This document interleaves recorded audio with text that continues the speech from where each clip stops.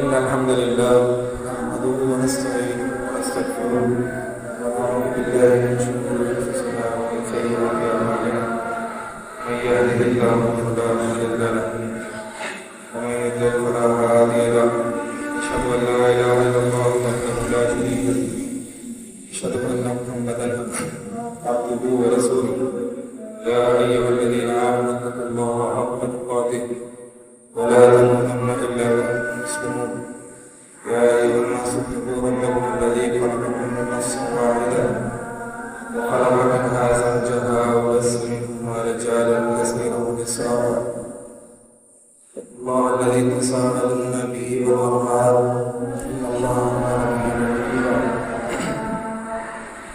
يا أيها الذين آمنوا اتقوا الله وقولوا قولا سديدا يصلح لكم أعمالكم ويغفر لكم ذنوبكم ومن يطع الله ورسوله فقد فاز فوزا عظيما أما بعد فإن خير الحديث كتاب الله وخير الهدي هدي محمد صلى الله عليه وسلم وشر الأمور محدثاتها وكل محدثة بدعة وكل بدعة ضلالة وكل ضلالة في النار. لقد قال الله سبحانه وتعالى في القرآن المجيد أعوذ بالله من الشيطان الرجيم إن الذين قالوا ربنا الله ثم استقاموا تتنزل عليهم الملائكة ألا تخافوا ولا تحزنوا وابشروا بالجنة التي كنتم توعدون. وقال تعالى واعبد ربك حتى يأتيك اليقين. مختصر سی حمد و ثنا کے بعد آپ کے سامنے 3 سے 4 باتیں انشاءاللہ رکھنی ہے رمضان کے بعد دین پر جمع رہنے کے اعتبار سے. دین پر استقامت رمضان کے بعد کیسے حاصل ہو، کیوں ضروری ہے، ہمارا حال کیا عموماً ہوتا ہے رمضان میں اور رمضان کے بعد، اور کیسے کون سے اسٹیپس ہیں یا کون سا طریقہ ہے جو ہم اپنائیں کہ جس کے ذریعے ہمارے لیے دین پر جمع رہنا آسان ہو جائے. رمضان کا مہینہ اس طرح سے ماضی میں آیا اور چلا گیا، اسی طرح سے اس سال بھی رمضان کا مہینہ آیا اور گزر گیا. یقیناً آپ میں سے بہت سے لوگوں نے بہت سے نیکام اعمال کیے ہوں گے، روزے، قیام اللیل، دعائیں، اللہ سے لگاؤ، اللہ کی طرف محبت، اللہ پر توکل، یہ تمام اعمال بہت سے لوگوں نے رمضان کے مہینے میں کیے ہوں گے. اب سوال یہ ہے کہ پہلے تو میں نے رمضان کے بعد اپنا حال جانچنا ہے کہ کیا میرا حال کیسا ہے، میرا حال رمضان کے بعد کیسا ہے. کیا میں جیسے رمضان میں داخل ہوا تھا کیا اسی طریقے سے وہی میرا حال ہے، یا پھر رمضان میں کوئی نہ کوئی بہتری آئی ہے، اور اگر بہتری آئی ہے تو اس کو برقرار کیسے رکھا جائے، کہیں یہ بہتری کمی کی طرف نہ چلی جائے، یا پھر رمضان سے پہلے جو میرا حال تھا نعوذ باللہ اس سے بھی حال بدتر ہو چکا ہے. تو انشاءاللہ یہ کچھ گفتگو آپ کے سامنے 3 سے 4 نکات پر ہوگی. تو پہلا مسئلہ تو یہ کہ استقامت کیوں ضروری ہے رمضان کے بعد. کیا ایسا نہیں ہو سکتا کہ ہم بس یہ جو فضیلت والے ایام آتے ہیں انہی ایام میں ہم اللہ کی عبادت کریں، باقی اس کے علاوہ دیگر معاملات کو دیکھیں؟ یقیناً جو رمضان کا مہینہ آتا ہے اس میں ہمارے بہت سی چیزیں ہوتی ہیں، اللہ کی توفیق بھی ہوتی ہے اور شیاطین بھی بند ہوتے ہیں، پھر لوگ بھی کثرت سے اللہ کی فرما برداری کرتے ہیں اور دین کی طرف راغب ہوتے ہیں. تو اس لیے میرے اور آپ کے لیے آسان ہو جاتا ہے کہ میں دین پر عمل کروں. اصل امتحان شروع ہوتا ہے رمضان کے بعد کہ جب میں دائیں اور بائیں جانب دیکھتا ہوں تو مجھے کوئی عبادت کرنے والا اتنا ملتا نہیں ہے، اور روزے رکھنے والے بھی نہیں ملتے، صدقہ خیرات کرنے والے بھی اتنا نہیں ملتے. تو اصل امتحان میرا تب ہوتا ہے کہ کیا میں لوگوں کا ٹرینڈ فالو کر رہا تھا جو لوگ کر رہے تھے، یا پھر میں اللہ کی عبادت کر رہا تھا. جس اللہ کی عبادت کر رہا تھا میں رمضان میں بھی موجود تھا، رمضان کے علاوہ بھی موجود ہے، ہمیشہ سے ہمیشہ تک رہے گا۔ اصل امتحان یہ ہے کہ کیا اللہ کی عبادت وَاعْبُدْ رَبَّكَ حَتَّىٰ يَأْتِيَكَ الْيَقِينُ، اللہ تعالیٰ نے اپنے نبی علیہ السلام سے قرآن میں حکم دیا ہے کہ اپنے رب کی عبادت کرو یہاں تک کہ یقین یعنی موت آ جائے۔ تو رمضان کا مہینہ ختم ہوا ہے، اعمال کا زمانہ ختم نہیں ہوا۔ اب کیوں ضروری ہے یہ استقامت یا دین پر ڈٹے رہنا یا جمے رہنا؟ یہ کوئی اختیار نہیں ہے، یہ ضروری ہے کامیابی کے لیے۔ قرآن میں اگر ہم دیکھیں تو قرآن میں جہاں اللہ تعالیٰ نے جنتیوں کے بارے میں ذکر کیا ہے اور اہل جنت کا جنت میں کلام کئی جگہ نقل کیا ہے، ان میں جو بنیادی بات نظر آتی ہے وہ یہ آتی ہے کہ دنیا کی زندگی میں ہم اللہ کی عبادت کرتے رہتے تھے، ہم ڈٹے ہوئے تھے، ہم جمے ہوئے تھے۔ وَأَقْبَلَ بَعْضُهُمْ عَلَىٰ بَعْضٍ يَتَسَاءَلُونَ قَالُوا إِنَّا كُنَّا قَبْلُ فِي أَهْلِنَا مُشْفِقِينَ فَمَنَّ اللَّهُ عَلَيْنَا وَوَقَانَا عَذَابَ السَّمُومِ إِنَّا كُنَّا مِن قَبْلُ نَدْعُوهُ إِنَّهُ هُوَ الْبَرُّ الرَّحِيمُ۔ جنتی باز کے ساتھ جنت میں اہل کلام ہوں گے، متوجہ ہوں گے، ایک دوسرے سے بات کریں گے اور دنیا کی زندگی کو یاد کریں گے کہ ہم دنیا کی زندگی میں کیا کیا کرتے تھے۔ تو آپس میں کہیں گے، جب باتیں کریں گے تو کہیں گے کہ انا کننا قبل فی اہلنا مشفقین، ہم تو اپنے گھر والوں میں اللہ سے ڈرا کرتے تھے، کننا کرتے تھے، انا کننا من قبل فی اہلنا مشفقین، انا کننا من قبل ندعوه، ہم اللہ کو پکارا کرتے تھے۔ جو تھے پر میں جو تاکید کر رہا ہوں یہ کننا یعنی ہم کرتے تھے، ہم یہ کرتے رہتے تھے، یہ معنی ہے۔ یہ نہیں الفاظ ہیں کہ ہم نے اللہ کی عبادت کی تھی۔ کانوا قلیلا من اللیل ما یہجعون، کانوا ہم رات کو بہت تھوڑا سویا کرتے تھے۔ تتجافى جنوبهم عن المضاجع يدعون ربهم خوفا وطمعا، سارے الفاظ اسی طرف دلالت کر رہے ہیں کہ ہم یہ کیا کرتے تھے، یہ کیا تھا، یہ نہیں۔ یہ کیا تھا کا مطلب یہ ہوتا ہے کہ ایک آدھ دفعہ کر لیا تھا، کرتے تھے، یہ معمول نہیں تھا۔ تو جنتیوں کے بارے میں اللہ تعالیٰ نے انہم کانوا قبل ذالک، انہم کانوا قبل ذالک محسنین، اس سے پہلے دنیا کی زندگی میں وہ نیکی کرنے والے تھے۔ اور کئی آیات موجود ہیں، ان آیات سے ہمیں پتہ یہ چلتا ہے کہ ہم نے دین پر ایک دو دفعہ عمل نہیں بلکہ ہم دین پر عمل کیا کرتے تھے۔ ہمارا اڑنا چھوٹا یہ تھا، ہم نے لوگوں کی عبادت تو کرنی نہیں تھی، ہم ٹرینڈز کو فالو نہیں کرتے تھے بلکہ ہم اللہ کی عبادت کیا کرتے تھے۔ یہ ضروری ہے استقامت۔ اور استقامت ہے کیا؟ بہت سے لوگوں کو یہ غلط فہمی ہوتی ہے کہ استقامت کیا ہے۔ استقامت یہ نہیں ہے کہ میں جتنے اعمال کیا کرتا تھا رمضان میں اتنے ہی میں اعمال رمضان کے بعد بھی کروں، یہ نہیں۔ یقیناً ہم میں سے بہت سے لوگوں نے بہت زیادہ اعمال کیے ہوں گے کیونکہ وہ فضیلت والے ایام ہیں، اور فضیلت والے ایام کی فضائل ذکر کرنے کا مقصد بھی یہی ہوتا ہے کہ زیادہ سے زیادہ اعمال کیے جائیں۔ تو جتنی رکعتیں میں رات کو پڑھا کرتا تھا، ضروری نہیں ہے کہ رمضان کے بعد بھی اتنی رکعتیں پڑھوں گا، جتنا قرآن میں روز دن میں پڑھا کرتا تھا۔ استقامت یہ نہیں ہے کہ میں رمضان کے علاوہ بھی اتنا ہی قرآن پڑھوں۔ استقامت اعمال کی تعداد میں برابری کا نام نہیں ہے، استقامت دل کی کیفیت کا نام۔ آپ کا دل کا حال کیا ہے؟ اس دل میں جو اللہ کی محبت رمضان کے مہینے میں آئی تھی اس کا حال کیا ہے؟ اللہ کی طرف جو میلان ہوا تھا، اللہ سے جو دل لگا تھا، اس کی کیفیت کیا ہے؟ اللہ سے جو خوف، اللہ سے امیدیں، خشیت الہی، اللہ سے یاری لگانا، دعائیں کرنا، مناجات کرنا، اس کی کیفیت کیا ہے؟ رمضان کے مہینے میں جو میں نے اللہ کے لیے گناہ چھوڑے تھے اس کی کیفیت کیا ہے؟ یہ اصل استقامت ہے کہ یہ دل کی کیفیت برقرار رہے، دل باقی نہ ہو جائے اللہ سے۔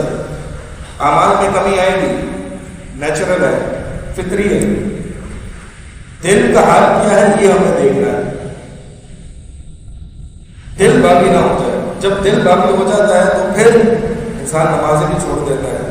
رمضان میں اگر میں نماز جماعت کے ساتھ ادا کرتا تھا تو یہ میں نے فریضہ چھوڑ دیا یا نہیں، یا میں اس پر ڈٹا ہوا ہوں؟ اگر میں نماز اول وقت میں پڑھا کرتا تھا تو کیا میں رمضان کے بعد بھی یہ اعمال کر رہا ہوں یا نہیں؟ یہ وہ چیزیں ہیں جو کہ دیکھنے والی ہیں۔ کیا میں نے قرآن پڑھنا بالکل ہی چھوڑ دیا ہے؟ کیا میں نے دعائیں کرنا بالکل ہی چھوڑ دی ہیں؟ یہ اصل چیز ہے۔ تو اعمال کی اصل باقی رہے۔ اسی لیے آپ دیکھیں کہ رمضان کے بعد رغبت اعمال کی طرف برقرار رہے اور انسان دین پر جمع رہے۔ اللہ کے نبی علیہ السلام نے 6 شوال کے روزے مقرر فرمائے کہ جو ان 6 روزوں کو رکھے گا انہیں ایک روایت میں آتا ہے زمانے بھر کا ثواب ملے گا، زمانے بھر روزوں کا ثواب۔ اور یہ جو زمانے بھر روزوں کا ثواب ہے یہ نفلی روزے کا نہیں ہے، یہ فرض روزے کا ہے، یہ فرض روزے کا، یعنی آپ نے زمانے بھر فرض روزے رکھے ہیں، صرف 6 روزے رکھے۔ ایک روایت میں 1 سال کے روزوں کا ثواب ہے، اور ایک روایت میں آتا ہے کہ جو شخص شوال کے 6 روزے رکھ لے وہ گناہوں سے ایسے پاک ہو جاتا ہے جیسا کہ اس کی ماں نے اسے آگ جلا ہو۔ اتنی فضیلت ہے۔ اب بظاہر جو بندہ 1 مہینہ روزے رکھ کے آیا ہے اس کے لیے 6 روزے رکھنا کون سی بڑی بات ہے؟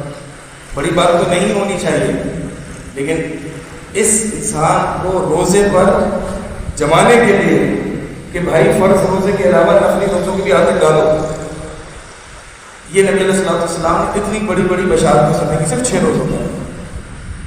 لہذا یہ روزے اگر جو شخص اپنے آپ کو جو رمضان میں اللہ کی اطاعت، اللہ کے دین کی طرف رغبت رکھی تھی، شخص چاہتا ہے کہ میں اللہ کے دین پر جمع رہوں، اسے چاہیے کہ وہ 6 روزے رکھے۔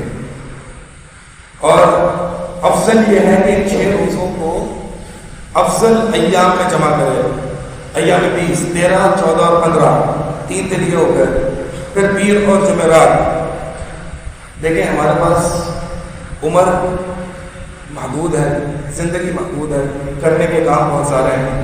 ہوشیاری اور عقل مندی یہ ہے کہ کم ٹائم پیریڈ میں، کم وقت میں میں ایسے اعمال کو ماروں کہ جس کا ثواب بہت زیادہ ہو، اور یہ انسان کو یہ چیزیں علم سے پتہ چلتی ہیں۔ اسی لیے نبی علیہ السلام نے فرمایا من سلک طریقا یلتمس فیہ علما سہل اللہ طریقا الی الجنہ، سہل اللہ لہ طریقا الی الجنہ، کہ جو شخص علم کے لیے نکلتا ہے، علم حاصل کرنے کے لیے، اللہ کی رضا کے لیے، اللہ تعالیٰ اس کے لیے جنت کا راستہ آسان کر دیتا ہے۔ کیوں؟ علم کے ذریعے اس کو پتہ چلتا ہے کہ کون سے وقت کب کیسے اللہ کو راضی کرتا ہے، اسے شارٹ کٹ پتہ ہوتا ہے۔ اور یہ علم آپ کو شارٹ کٹ سکھاتا ہے کہ یہ شارٹ کٹ ہے، اللہ تک پہنچنے والے یہ بھی راستے ہیں، وہ بھی راستے ہیں، یہ بھی راستہ ہے، لیکن علم بتاتا ہے کہ یہ سب سے چھوٹا راستہ ہے۔ ٹائم بچاؤ، اپنی انرجی سیو کرو اور اس راستے پر چلو، اللہ تعالیٰ زیادہ خوش ہوگا۔ تو لہٰذا ہمیں چاہیے کہ ہم فضیلتیں جتنی جو فضائل ہیں ان کو جمع کر لیں۔ تو پیر اور جمعرات کا روزہ رکھنا افضل ہے۔ اسی طرح جو ہے ایام 20 کا روزہ رکھنا، 13، 14 اور 15 اس کا روزہ رکھنا افضل ہے۔ تو ان جو ہے ان مواقع پر اور ان دنوں میں ہمیں چاہیے کہ ہم ان روزوں کو رکھیں، شوال میں 6 روزے۔ تو بات یہ کر رہا تھا کہ جو استقامت ہے، استقامت یہ نہیں ہے کہ میرے اعمال کی تعداد برقرار رہے، بلکہ استقامت دل کی کیفیت کا نام ہے۔ یقیناً ایمان میں کمی زیادہ ہوتی ہے، ایمان کبھی زیادہ ہوتا ہے، کبھی کم ہوتا ہے، لیکن ایمان اتنا نیچے نہیں آنا چاہیے کہ میں اللہ کی نافرمانیوں پر اتروں۔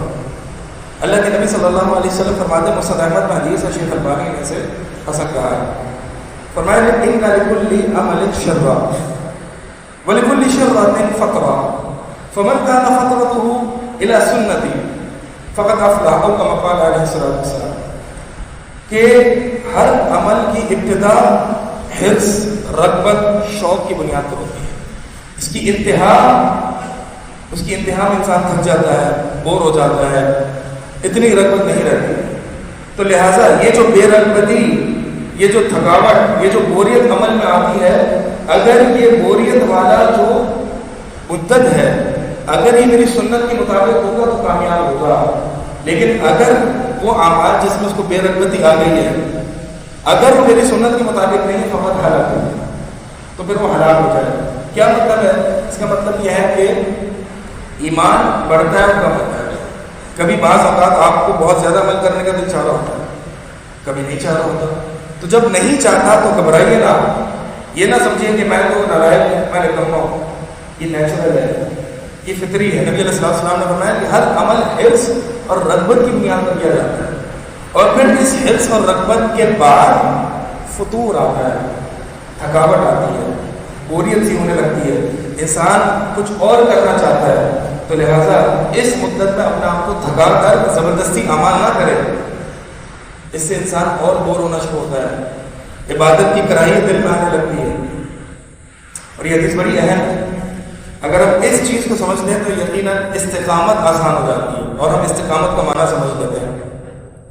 ایک موقع پر سیدنا حنظلہ رضی اللہ تعالیٰ عنہ حضرت ابو بکر کے پاس گئے اور ابو بکر سے کہا کہ ابو بکر حنظلہ منافق ہو گیا. کیا کہہ رہے ہو؟ کیسی بات کر رہے ہو؟ کہا کہ ہاں، جب ہم نبی علیہ السلام کی مجلس میں ہوتے ہیں تو ایسا لگتا ہے ایمان کا لیول اور کیفیت وہ ہوتی ہے کہ جیسا کہ میں جنت اور جہنم کو دیکھا ہوں. لیکن جب ہم اپنے گھر والوں کے ساتھ اور اپنے کاروبار وغیرہ میں مصروف ہوتے ہیں تو وہ کیفیت برقرار نہیں رہتی. حضرت ابو بکر کہہ رہے ہیں یہ میرے ساتھ بھی ہے، چلے نبی علیہ السلام سے پوچھتے ہیں. کیسے لوگ تھے کہ ایمان میں کبھی زیادتی محسوس ہو رہی ہے تو پریشان ہو گئے اور پھر خود حل نہیں کیا مسئلے کو. کسی صاحب علم یعنی رسول اللہ صلی اللہ علیہ وسلم سے پوچھا. آج ہمارا اتنا یہ ہے کہ ایک تو ہمیں فکر نہیں ہوتی، ہمارے ساتھ جو ایمان کی اتار چڑھاؤ ہوتا ہے ہمیں فکر نہیں ہوتی. اور اگر کسی کو فکر ہو بھی جائے تو جناب مولویوں سے کیا پوچھیں، خود ہی حل کرتے ہیں. یہ یوٹیوب پہ لکھ لیتے ہیں کہ ایمان کیسے بڑھا ہے، آ جائے گا. یہ تو ہمارا حال. تو صحابہ کا طریقہ یہ نہیں ہوتا تھا. فاسألوا اہل الذکر ان کنتم لا تعلمون. بھائی اہل علم سے پوچھو نا اگر تم علم نہیں رکھتے تو. یہ یوٹیوب پہ یا گوگل پہ یا میں خود سے مسئلے کو حل کر لوں، صحابہ ایسے نہیں ہوتے تھے. سیدنا معاذ بن جبل رضی اللہ تعالیٰ فرماتے ہیں مسند احمد کی حدیث میں سیدی سے کہ ایک سوال تھا جو مجھے پریشان کر رہا تھا کافی عرصے سے، اور مجھے موقع نہیں مل رہا تھا کہ میں نبی علیہ السلام سے اکیلے میں وہ سوال پوچھوں. اور وہ مسئلہ ایسا تھا لقد احزنتنی وامرضتنی، اس نے مجھے بیمار کر دیا تھا اور اس نے مجھے پریشان کر رکھا تھا. ایک موقع پر نبی علیہ السلام کے ساتھ میں سفر پر تھا، موقع ملا آپ کے ساتھ میں اکیلا ہے، میں آپ سے سوال کیا یا رسول اللہ ایک مسئلہ ہے، اور وہ مسئلہ یہ ہے اتنا میں بیمار ہو چکا ہوں اس کو سوچ کے، اور میں غم زدہ ہو چکا ہوں. کیا مسئلہ ہے جناب؟ نبی علیہ السلام نے پوچھا کیا مسئلہ ہے؟ کہا یا رسول اللہ ایسا مت بتا دیں جو مجھے جنت میں داخل کر دے اور جہنم سے دور کر دے. اللہ صحابہ کی فکر دیکھیں آپ کیسے ہوتی تھی. آج ہم جس بنیاد پر لڑتے ہیں، بحث مباحثے کر رہے ہوتے ہیں، یہ جو ٹینشنز ہوتی ہیں، ہماری جو فکریں ہوتی ہیں وہ کیسی ہوتی ہیں. حضرت عثمان بن عفان رضی اللہ تعالیٰ عنہ آپ صلی اللہ علیہ وسلم کی وفات کے بعد غمزدہ بیٹھے کئی دنوں، کوئی سلام کرنا ہے تو سلام کا جواب نہیں دے رہے، کسی سوچ اور ٹینشن میں. پوچھا کہ کیا مسئلہ ہے، کیا غم ہے؟ عثمان رضی اللہ تعالیٰ عنہ فرماتے ہیں اللہ کے نبی علیہ السلام اس دنیا سے چلے گئے اور میں نے آپ صلی اللہ علیہ وسلم سے یہ نہیں پوچھا کہ یا رسول اللہ نجات کب ملے گی، نجات کیسے ملے گی. یہ سوال پوچھے بغیر آپ صلی اللہ علیہ وسلم اس دنیا سے رخصت ہو گئے اور میں پوچھ نہ سکا. کم دیکھیں, فکریں دیکھیں کیسی فکریں. ایک صحابی نبی علیہ السلام کے پاس آ رہے ہیں, یا رسول اللہ آج آپ کی مجلس میں ہوتے ہیں, گھر بار کاروبار ان تمام معاملات میں مشغول ہوتے ہیں, ٹینشنز ہوتی ہیں, فکریں آتی ہیں, فوراً سے آپ کی مجلس آتے ہیں, آپ کی حدیثیں سنتے ہیں, آپ کی بات سنتے ہیں, ہم تکلیفیں پریشانیاں چلی جاتی ہیں اور دل کو سکون پہنچتا ہے. آپ کی حدیثوں سے ہمیں دل کو سکون پہنچتا ہے. یا رسول اللہ کل کو جنت میں آپ تو اعلیٰ مراتب پر ہوں گے, اور اگر میں چلا بھی گیا میں پتہ نہیں آپ کے ساتھ ہوں گا نہیں ہوں گا. فکر, یا رسول اللہ یہ فکر کھا رہی ہے کہ کل میں آپ کے ساتھ جنت میں ہوں گا یا نہیں ہوں گا. الغرض جو میں بات کر رہا تھا وہ یہ تھی کہ ہمیں فکر ہونی چاہیے. پہلا مرحلہ فکر ہے. فکر ہوگی تو سوال ہوگا, سوال ہوگا تو انسان علم کی طرف دوڑے گا. علم کی حرص, علم کی پیاس نہیں آ سکتی جب تک کہ فکر نہ.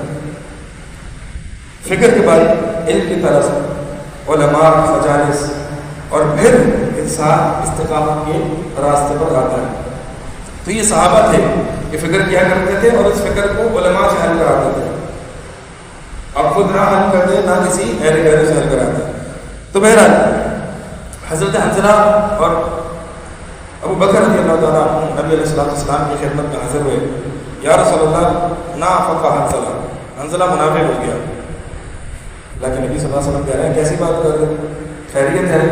کہ یا رسول اللہ مسئلہ یہ ہے, مسئلہ یہ ہے کہ جب آپ کے ساتھ ہوتے ہیں ایمان کا لیول کچھ اور ہوتا ہے, جب گھر بار میں مشغول ہوتے ہیں ایمان کچھ اور ہوتا ہے, تو نفاق لگ رہا ہے. اللہ کے نبی صلی اللہ علیہ وسلم نے فرمایا اگر ایمان کی کیفیت برقرار رہے تو ملائکہ اتر کے تم سے سلام کریں گے. تاکہ حنظلہ ساتھ حنظلہ اس کا بھی وقت ہے, اس کا بھی وقت ہے. یعنی ایمان کی کیفیت میں اتار چڑھاؤ ہوتا ہے, لیکن اتار چڑھاؤ اتنا نہیں ہونا چاہیے کہ انسان گناہوں پر اتر آئے, باغی بن جائے. پہلے انسان نماز پڑھا کرتا تھا, نمازیں چھوڑ دے, جماعت سے نماز چھوڑ دے, قرآن کو بالکل لیتن قرآن کو سرے سے چھوڑ دے. تو ایسا نہ کرے. علمی مجالس میں علماء کے دروس میں بیٹھا کرتا تھا, اگرچہ کمی آئے گی لیکن اس کو بالکل ہی نہ چھوڑے. تو یہ استقامت ہے کہ دل کی کیفیت, ایمان, اللہ کی طرف رغبت, اس میں اتار چڑھاؤ آئے گا لیکن اتنا نہ گرے انسان. اب ہمارا حال کیا ہے؟ ہمارا حال عموماً رمضان کے بعد اور ویسے بھی ہمارا حال جو دین کے بارے میں بن چکا ہے, یا ہمارا جو مزاج ہے وہ یہ ہے کہ ہم دین پر تب تک عمل کریں گے جب تک ہمارے لیے آسانی ہوگی. ہم کنوینئنس دیکھتے ہیں کہ دین میں آسان چیز کون سی ہے اس کو لے لیں, دین میں میرے مزاج کے مطابق کون سا عمل ہے اس کو لے لیں. یہ استقامت کا منافی ہے. مثال کے طور پر رمضان میں میرے لیے آسان تھا کیونکہ لوگ بھی عبادت کرتے تھے, لوگ بھی روزے رکھتے تھے, تو میں لوگوں کے ساتھ چلتا تھا. یہ بات یاد رکھیے گا, جو شخص اپنے دین کو لوگوں کی بنیاد, یعنی لوگوں کو اپنی دین کی بنیاد بنا دیتا ہے, تو وہ کبھی بھی کامیاب نہیں ہوتا. منافق سے جب قبر میں سوال ہوگا کہ بتا تیرا رب کون تھا, تیرا دین کیا تھا, اور یہ جو بھیجے گئے تھے تم میں یہ کون تھے, یعنی نبی علیہ السلام, تو منافق کہنے لگا تھا لا ادری, میں نہیں جانتا. حیران ہو جائے گا. تو فرشتے اس سے پوچھیں گے تو وہ کہے گا کہ کنت اقول ما یقول الناس, میں تو بس وہی کہا کرتا تھا کہ جو لوگ کہا کرتے تھے. میرا دین تو بس لوگوں کو فالو کرنا تھا, جو ٹرینڈ چل رہا ہے, جو ہیش ٹیگ چل رہا ہے, بس میرا دین وہی تھا. لوگ عبادت کی طرف رغبت کر رہے ہیں تو میں بھی عبادت کرتا تھا, لوگ جو اعمال کرتے تھے میں وہ کرتا تھا. میرا دین لوگوں کا دین تھا. یہ منافق کی علامت ہے, یہ نفاق کی علامت ہے. آج ہم دیکھیں جو سوشل میڈیا ہے, سوشل میڈیا میں ہم عموماً دین کے کون سے ٹرینڈز فالو کرتے ہیں, جو ٹرینڈ, جو ہیش ٹیگ فالو ہو رہے ہیں. خود ہماری کوئی عقل نہیں ہے, ہم خود سے کچھ نہیں کر سکتے. جو ہیش ٹیگ یا جو ٹرینڈ چل رہا ہوگا سوشل میڈیا پہ, لیٹسٹ ٹرینڈ دیکھیں گے, وہی ٹرینڈ ہم چل پڑیں. اللہ کی عبادت ایسے نہیں ہوتی، دیکھا دیکھی میں اللہ کی عبادت نہیں ہوتی۔ امہات المؤمنین نے آپ کو حدیث معلوم ہوگی کہ جب نبی علیہ السلام نے اپنی مسجد میں خیمہ گاڑا تھا اعتکاف کے لیے، تو امہات المؤمنین ایک نے پہلے خیمہ ڈال دیا، دیکھا دیکھی میں دوسری امہات المؤمنین نے بھی اپنے اپنے خیمے گاڑ دیے مسجد میں۔ نبی علیہ السلام نے حکم کیا سب کی سب کو کھڑوا دو، ختم کروا دو۔ عبادت دین دیکھا دیکھی عبادت کرنے والا نام نہیں، یہ اللہ کی عبادت ہے۔ اللہ کی عبادت ایمان کی بنیاد پر ہوتی ہے، جوش اور جذبے کی بنیاد پر نہیں ہوتی۔ دیکھا دیکھی والی عبادت جوش اور جذبے کی بنیاد پر ہوتی ہے۔ تو ہمارا حال یہ ہے کہ ہمارا موڈ ہوگا، جوش ہوگا، جذبہ ہوگا، ہماری عبادت ایموشنل ہوتی ہے، ایمانی نہیں ہوتی۔ اسی لیے نبی علیہ السلام نے رمضان کے روزے جس حیثیت اور جس طرح سے رکھنے کا حکم دیا ہے وہ ایمانی حیثیت ہے۔ من صام رمضان ایمانا واحتسابا غفر له ما تقدم من ذنبه، جو ایمان کی بنیاد پر روزے رکھتا ہے۔ تو یہ ایمان کی بنیاد پر اعمال ہونا چاہیے ہیں، جوش اور جذبے کی بنیاد پر نہیں کہ بس میرا دل کر رہا ہے، میرا مزاج ہے، میرے لیے فجر کی نماز آسان ہے جماعت سے پڑھنا تو فجر کی نماز جماعت سے پڑھوں گا، عصر کی نماز پڑھنا آسان نہیں ہے نہیں پڑھوں گا۔ جو میرے مزاج کے مطابق ہوگا وہ دین لوں گا۔ جو حرام کاروبار میں چھوڑ سکتا ہوں وہ چھوڑ دوں گا، جھوٹ نہیں چھوڑ سکتا وہ نہیں چھوڑوں گا۔ دین ہمارا نام یہ ہو گیا کہ جو کنوینئنٹ ہے، جو آسان وہ لے لو، اور بہت معذرت کے ساتھ ہمارا مزاج کچھ ایسا بن گیا ہے کہ ہم اپنے بچوں اور اولاد میں بھی اتنی ہی دینداری دیکھنا چاہتے ہیں جتنا دین ہمیں پسند ہے۔ بچہ زیادہ مولوی ہو جائے گا یہ برداشت نہیں ہوگا۔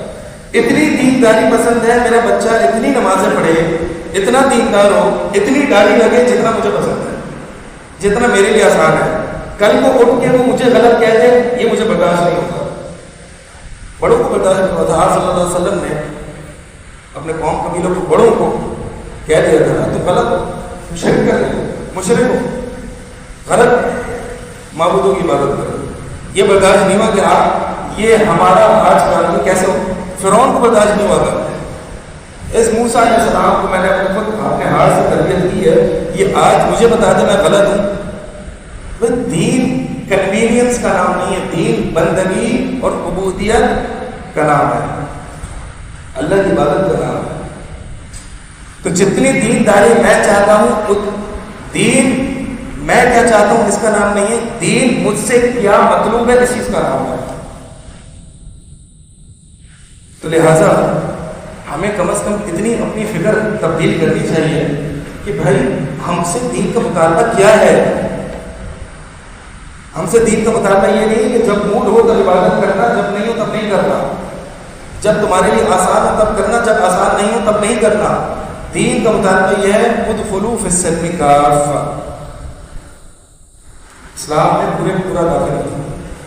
اپنی منمانی کی چیز میں نے لے لی، اور معذرت کے ساتھ ہمارا یہ بھی رویہ ہمارے علماء کے ساتھ بھی ہے، جس عالم کی بات میرے مزاج کے موافق رہے گی میں اس کی بات لے لوں گا، فلاں کی بات میرے مزاج کے موافق نہیں میں نہیں لوں گا۔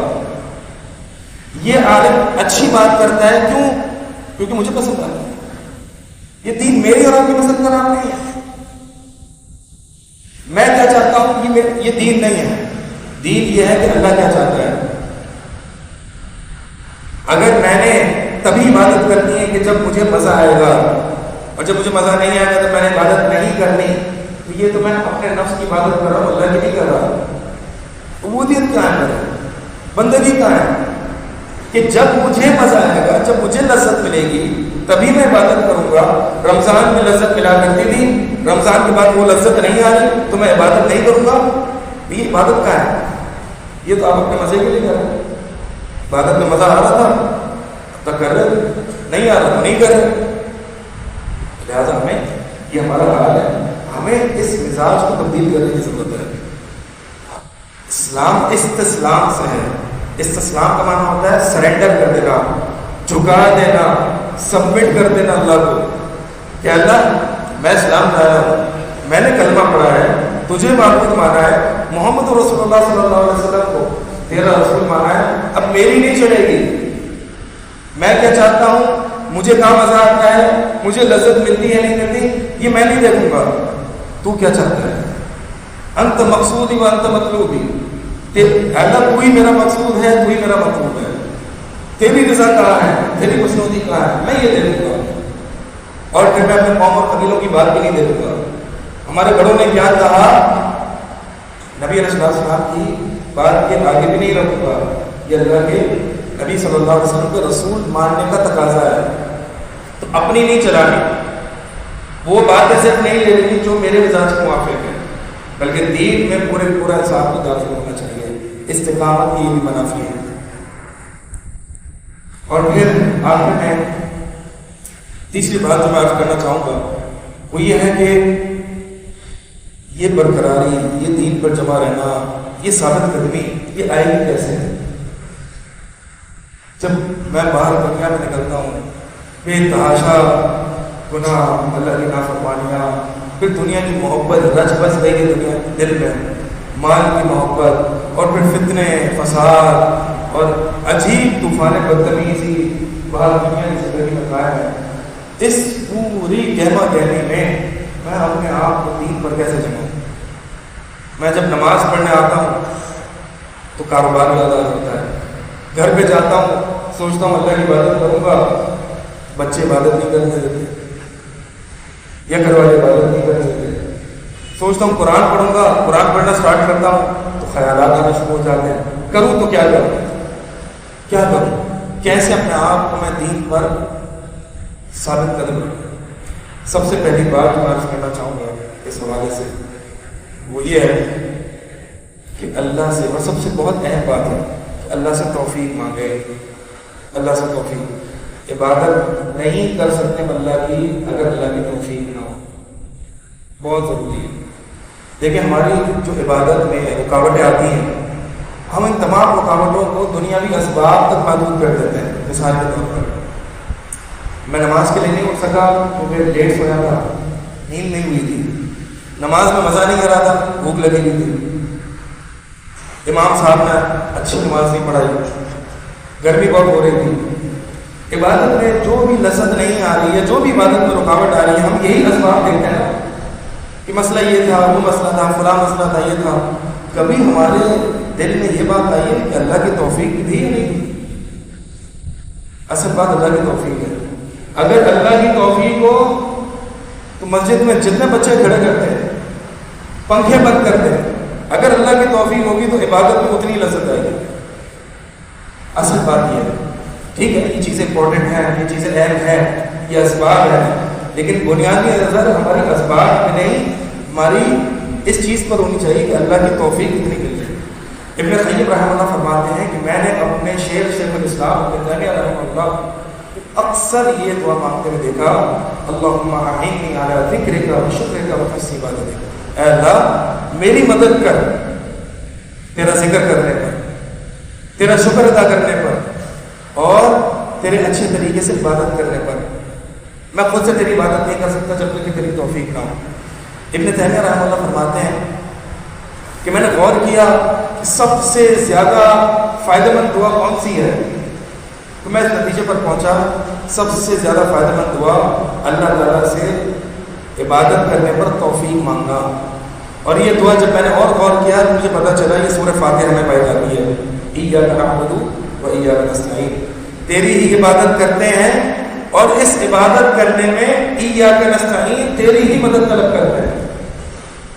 اور یہ لا حول ولا قوت الا باللہ، اس میں بھی یہی معنی موجود ہے کہ نہیں کوئی برائی سے نیکی کی طرف پھیرنے کی توفیق دیتا سوائے اللہ کو تیرے۔